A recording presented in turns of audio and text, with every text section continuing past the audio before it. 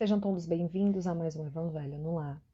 A preparação do ambiente na tarde de hoje é do livro Pai Nosso, de Francisco Cândido Xavier, pelo Espírito Meimei. O silêncio. O silêncio ajuda sempre.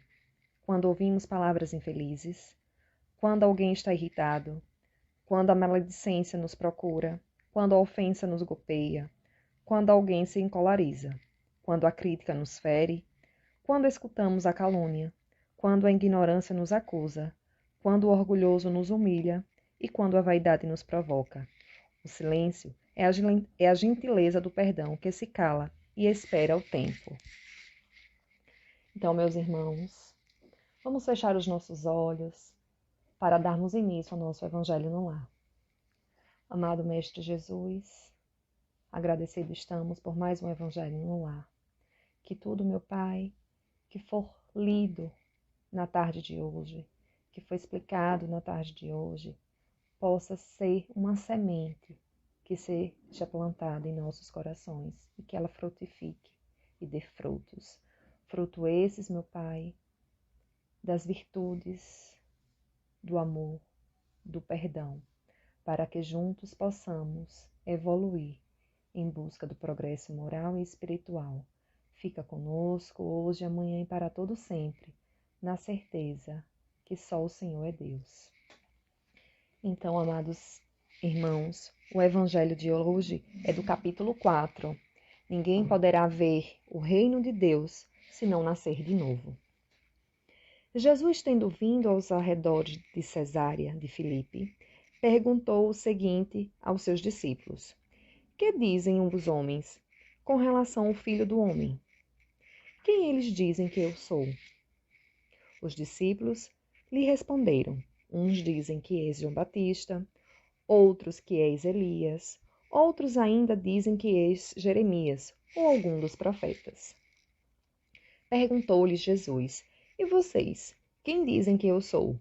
Tomando a palavra, Simão Pedro respondeu: Tu és o Cristo, o Filho do Deus vivo. Replicou-lhe Jesus: Bem-aventurado é você, Simão, filho de Jonas, porque isso não lhe foi revelado nem pela carne, nem pelo sangue, mas por meu Pai, que está nos céus.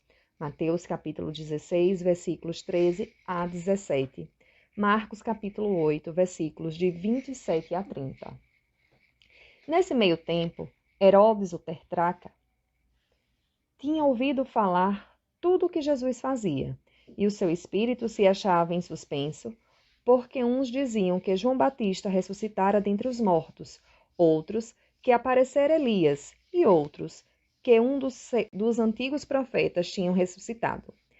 Disse então Herodes: Mandei cortar a cabeça de João Batista. Quem é de quem ouço falar tão grandes coisas? E estava ansioso por vê-lo.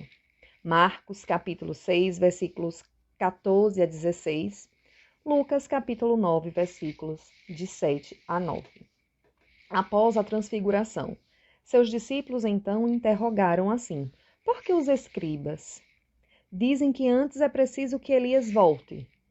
Jesus lhes respondeu: É verdade que Elias há de vir e restabelecer todas as coisas, mas eu afirmo a vocês que Elias já veio e eles não o reconheceram e o trataram como quiseram. É assim que farão sobre o Filho do Homem. Então, seus discípulos entenderam que era de João Batista que ele falava. Mateus, capítulo 17, versículos de 10 a 13. Marcos, capítulo 9, versículos de 11 a 13. Ressurreição e reencarnação.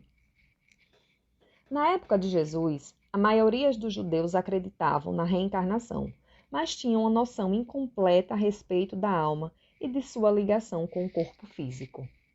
Eles acreditavam que um morto poderia reviver, mas não sabiam exatamente como. A isso davam um nome de ressurreição, o que mais corretamente o Espiritismo chama de reencarnação. Explicando melhor, ressurreição significa a volta à vida de um corpo já morto, fato que a ciência até hoje diz ser impossível de acontecer, enquanto reencarnação seria a volta do espírito à vida corporal, mas em um outro corpo físico. Ora, havia entre os fariseus um homem chamado Nicodemos, Senhor dos judeus, que veio à noite ver Jesus e lhe disse: Mestre, sabemos que vieste da parte de Deus, para nos ensinar como um doutor, porque ninguém poderia fazer os milagres que fazes, se Deus não tivesse com ele. Jesus lhe respondeu: em verdade lhe digo, ninguém pode ver o reino de Deus se não nascer de novo. Perguntou-lhe Nicodemos: como pode um homem já velho nascer? Pode voltar a entrar na barriga de sua mãe para nascer pela segunda vez? Disse-lhe então Jesus: em verdade lhe digo, um homem não pode entrar no reino de Deus se não nascer da água e do Espírito. O que é nascido da carne é carne. E o que é nascido do Espírito é Espírito. Não se admire por eu ter lhe dito que é preciso que nasça de novo. O Espírito sopra onde quer que você ouve a voz dele, mas não sabe de onde ele vem, nem para onde ele vai. O mesmo acontece com todo homem que é nascido do Espírito. Respondeu-lhe Nicodemos. Como isso pode acontecer? Jesus lhe observou. Mas como? Você é mestre em Israel e ignorar essas coisas?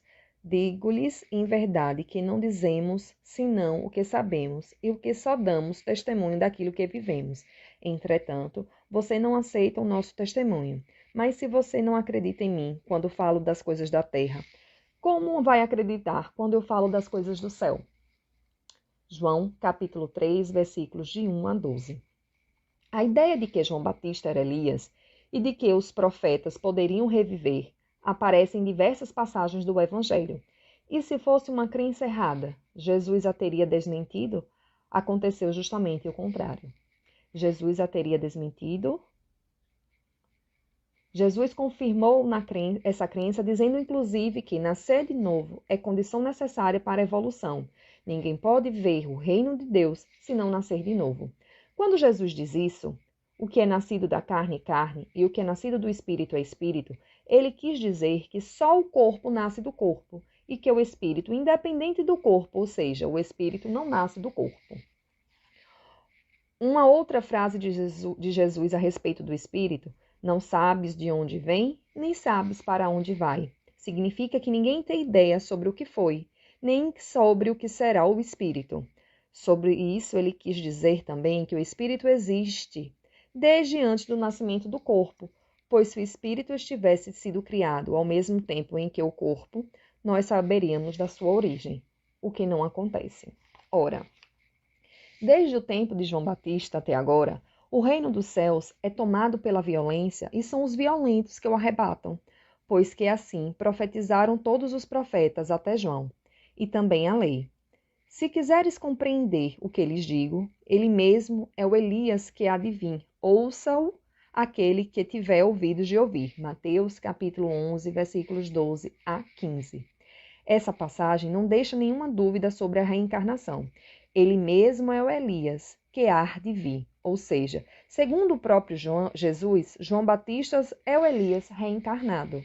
A violência que é citada no texto fala, na verdade, da lei de Moisés, que, como já sabemos, era muito enérgica, inclusive ordenando a morte dos infiéis, enquanto a nova lei, a de Jesus, passou a pregar caridade, brandura e amor.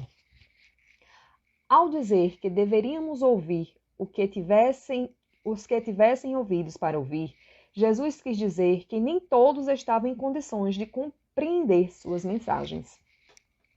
Aqueles do seu povo que já morreram viverão de novo. Aqueles que estavam mortos em meio a mim ressuscitarão. Acordem de seu sono e cantem louvores a Deus. Vocês que vivem no pó, porque o orvalho cai sobre vocês, é um orvalho de luz, e porque vocês arruinaram a terra e o reino dos gigantes. Isaías capítulo 26, versículo 19. Nesta passagem, Isaías está novamente referindo-se à reencarnação. Se ele quisesse simplesmente falar da vida espiritual, diria que os mortos ainda vivem e não que viverão de novo. Ao dizer viverão de novo, ele quis dizer reencarnarão. Mas quando o homem já morreu uma vez e quando seu corpo separado de seu espírito for consumido, o que acontece com ele?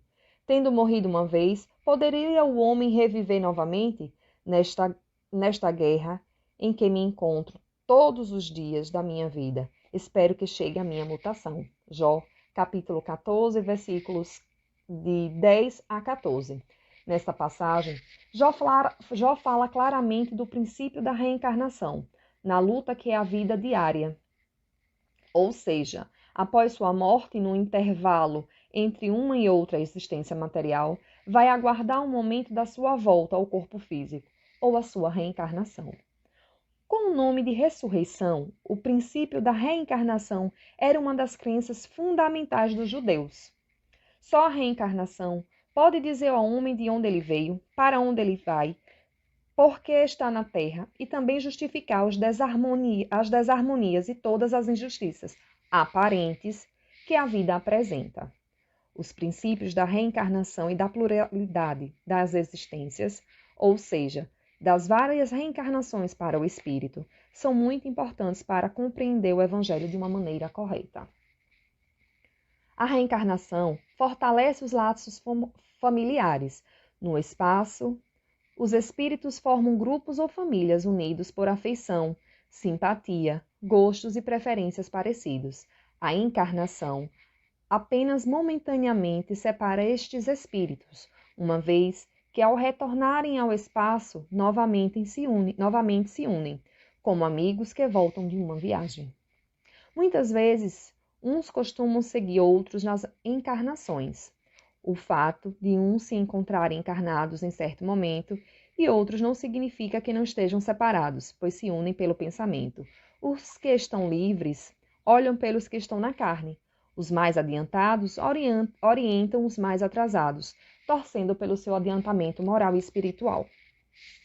Como cada vez mais os espíritos se tornam menos presos à matéria, na medida em que se adiantam, mais fortes se tornam a afeição, que une uns aos outros. Mas aqui estamos falando de afeição real, a única que sobrevive à morte do corpo.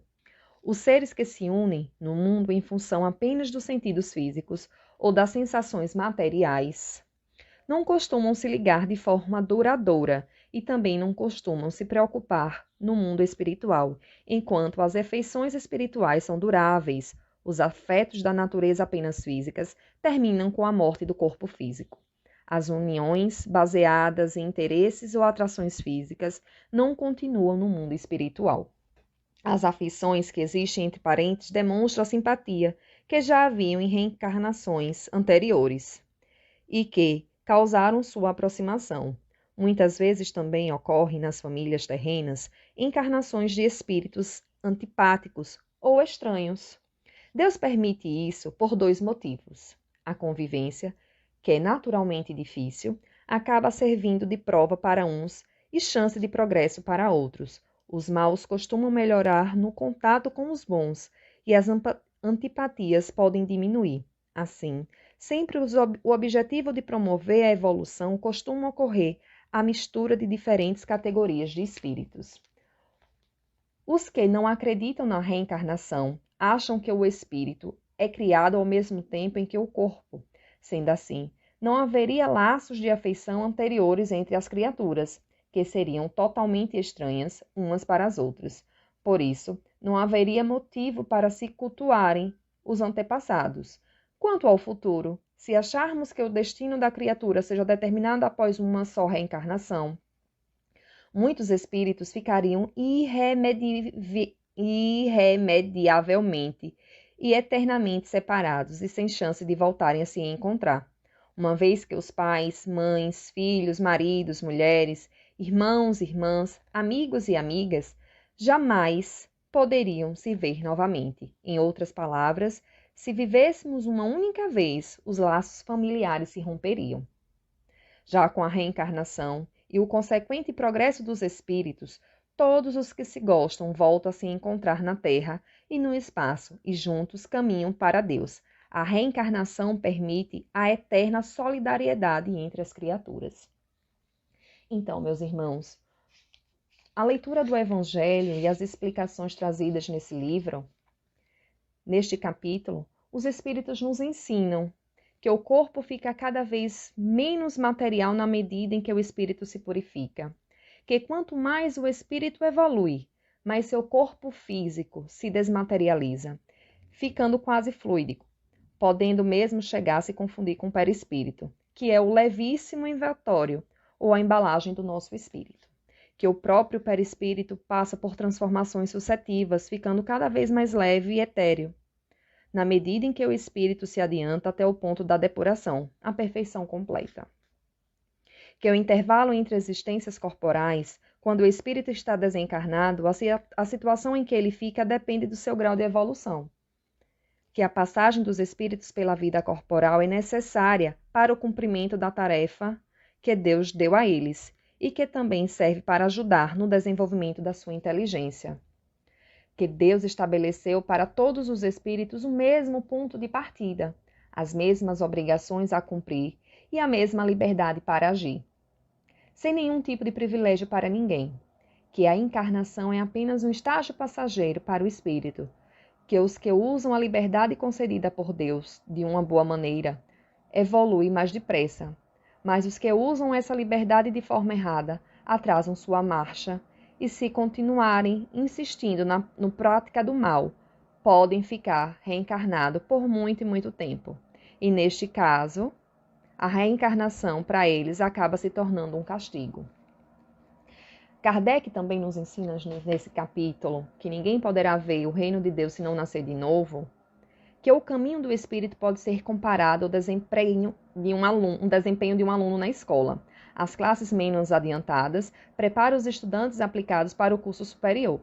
E se ele se esforçar, chegará lá mais rapidamente. Já o aluno descuidado se atrasa e a punição em geral é ter que recomeçar todo o trabalho, seria repetindo a turma. Então, meus irmãos, não vamos perder a oportunidade que nos foi dada de estarmos encarnados. Hoje estarmos encarnados.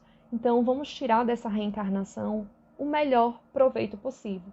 Então, se você tiver algum ressentimento, se você tiver alguma mágoa, se você tiver o que for que tenha no seu coraçãozinho, vamos rever as prioridades, vamos perdoar, vamos entregar a Deus o nosso coração, vamos orar, vamos vigiar, então para não cairmos em tentações e repetir os erros. E quando nós errarmos, levanta, conserta o erro e tenta não errar. Porque o verdadeiro espírita não é aquele que não erra, não. Porque nós estamos encarnados, nós somos humanos, nós somos falhos. Então, o verdadeiro espírita é aquele que busca o melhoramento dia após dia. Errou hoje? Amanhã tenta não errar novamente. Errou novamente? Volta e tenta não errar novamente. E vai consertando aos pouquinhos na medida que o tempo vai passando.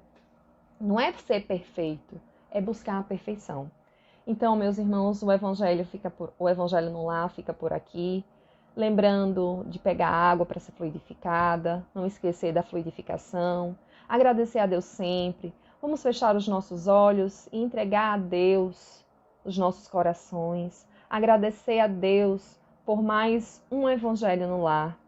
Que nós possamos fazer desse Evangelho um momento de conexão com Deus, um momento de luz em nosso lar. Amado Mestre Jesus, agradecidos estamos mais uma vez pela oportunidade de estarmos reencarnados, porque o planeta Terra é o nosso laboratório para colocarmos em prática aquilo que nós aprendemos no plano espiritual. Senhor, fica conosco hoje, amanhã e sempre, ajudando-nos sempre a conseguir o progresso espiritual, o progresso moral. Amado Mestre Jesus, abençoa a nossa casa de oração, abençoa os nossos familiares, abençoa, Senhor, as pessoas que estão nos asilos, nos orfanatos, nos hospitais. Visita, Senhor, as famílias enlutadas. Abençoa o nosso planeta Terra. Abençoa o nosso Brasil. Fica conosco hoje, amanhã e para todo sempre. Que assim seja. Até uma próxima, se Deus quiser.